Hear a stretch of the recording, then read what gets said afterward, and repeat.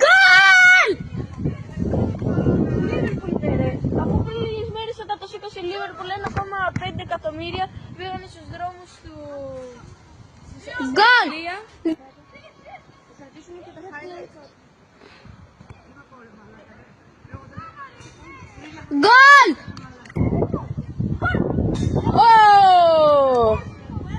Γκολ! Δεν μπορεί! Ο Μάριος! Ο Μάριος! Ο Μάριος! Γκολ! 5-5!